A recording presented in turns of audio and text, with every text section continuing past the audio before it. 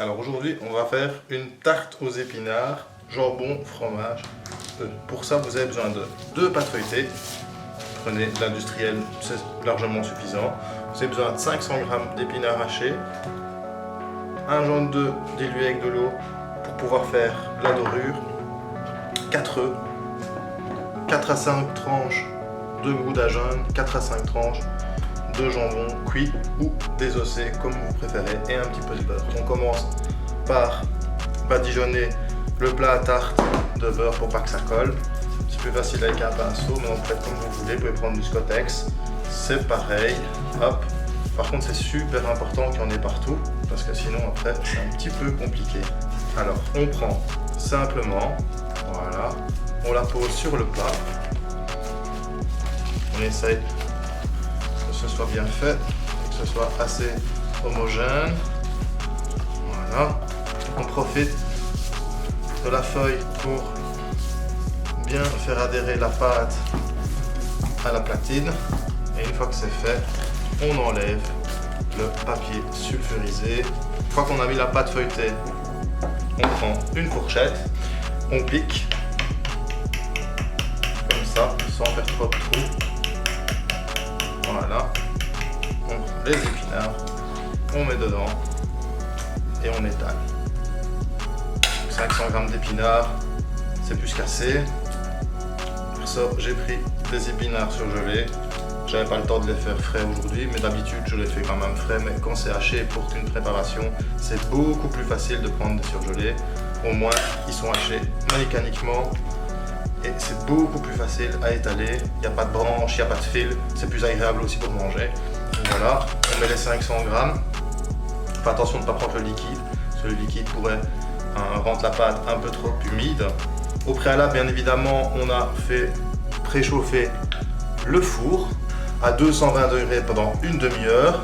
On fait des petits trous, on en fait 4 petits trous. Voilà. Quoi faire? C'est pas compliqué. Il y a 4 œufs, 4 petits trous. On prend la fourchette, on casse, on met. Essayez de prendre de préférence des petits œufs. Voilà.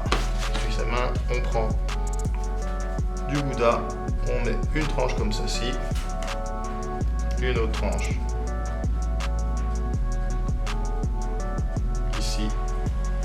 Une troisième là.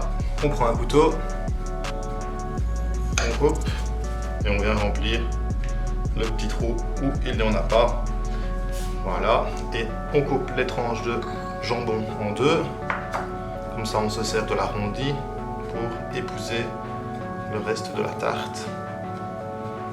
Voilà, c'est de la mettre en quinconce. Et la dernière, hop, au centre. Donc après on prend la deuxième pâte feuilletée qu'on a déroulée au préalable, on la retourne, on la met sur la tarte.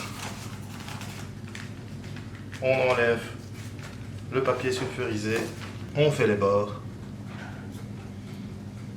On fait un petit trou de cheminée au milieu. Un deuxième, un troisième et un quatrième. On prend le jaune d'œuf, on badigeonne, donc un jaune d'œuf mélangé avec de l'eau pour pas qu'il soit trop solide, qu'il soit bien liquide, et on badigeonne. Pourquoi? Vous verrez tout à l'heure, ça sera beaucoup plus beau lorsque on le sortira du four. Donc on essaye d'en avoir vraiment partout pour que ce soit homogène. Une fois que vous avez terminé, on enfourne à 200 degrés pendant 35 minutes. Alors après 35 minutes de cuisson, vous vous retrouvez avec cette belle tarte bien dorée. Voilà pourquoi il fallait mettre du jaune d'œuf dans de l'eau. Et vous voyez que c'est bien croustillant, c'est vraiment nickel, c'est presque parfait. À la découpe, on va regarder ce que ça raconte. C'est bien croustillant. Espérons que les épinards n'aient pas perdu trop d'eau. Et voilà le résultat final. Bon appétit!